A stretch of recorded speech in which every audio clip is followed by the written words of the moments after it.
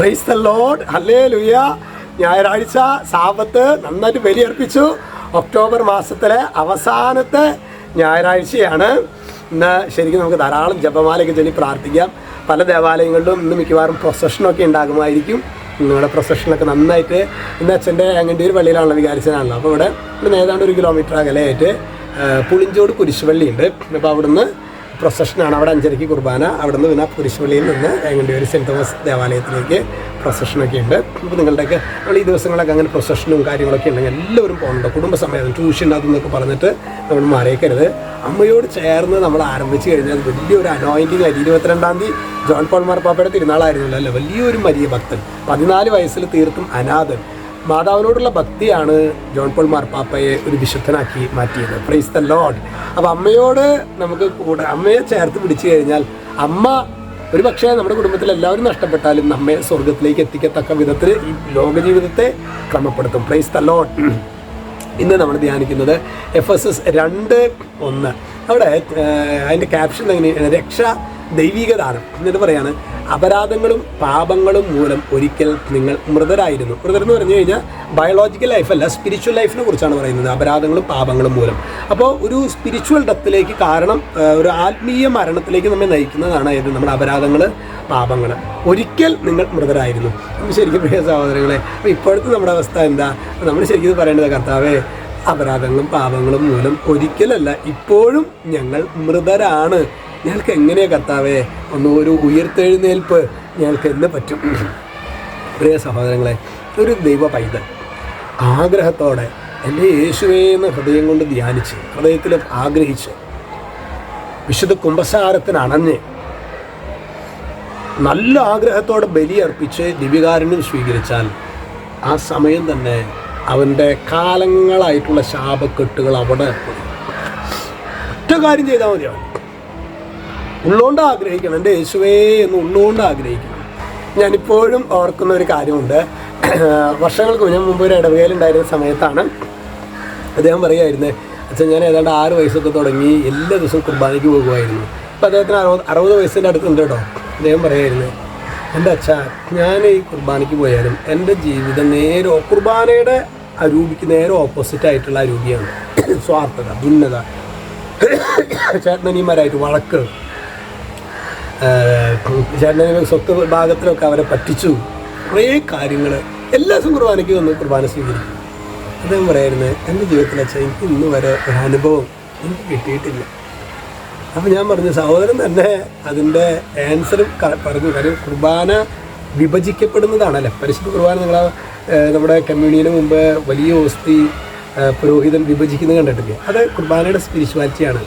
മുറിക്കപ്പെടുന്നവർക്കാണ് കുർബാന സ്വീകരിക്കാനുള്ള, മുറിയപ്പെടുന്നവർക്കാണ് കുർബാന സ്വീകരിക്കാനുള്ള യോഗ്യതയുണ്ട്.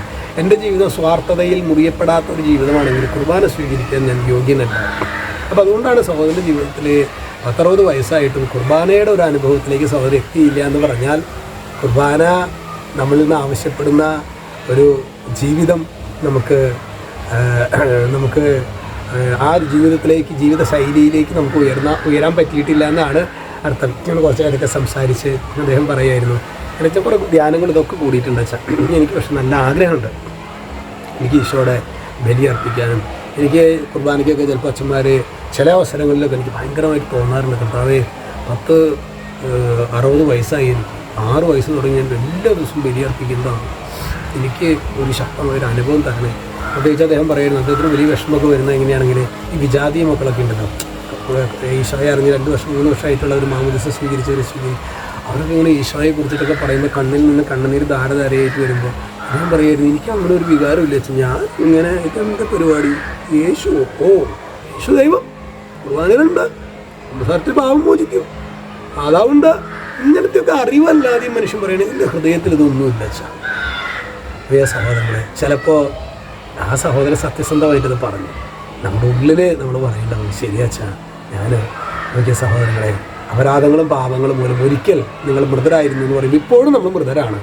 നമ്മൾ ഹൃദയം കൊണ്ട് യേശുവേന്ന് ആഗ്രഹിച്ചു നമ്മുടെ പാപങ്ങളെല്ലാം വിശുദ്ധ കുംഭസാരത്തിൽ ഏറ്റുപറഞ്ഞു, എളിമയോടെ ആഗ്രഹത്തോടെ ബലിയർപ്പിച്ച് ദിവ്യകാരുണ്യം ഈശോയെ ഏകാഗ്രതയോടെ സ്വീകരിച്ച് പ്രാർത്ഥിക്കുകയാണെങ്കിൽ ഈ ഒരു വറ്റാത്ത സ്നേഹത്തിൻ്റെ അനുഭവം നമുക്കും കർത്താവ് ചൊരിയാനായി ആഗ്രഹിക്കുന്നു. പോകും. ഈശോ എല്ലാവരും ഈ സാപത്തിൽ കർത്താവ് അതിനെ നിങ്ങളെ കർത്താവ് സമൃദ്ധമായിട്ട് അനുഗ്രഹിക്കട്ടെ.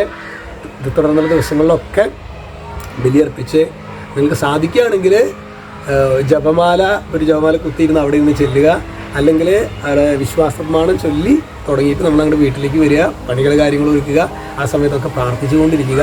അതായത് ഒരു കണ്ടിന്യൂവേഷനാണത്. അതായത് ബലിയർപ്പിച്ച് പ്രയറോടുകൂടി നമ്മൾ ഭവനത്തിലേക്ക് വരികയാണ്.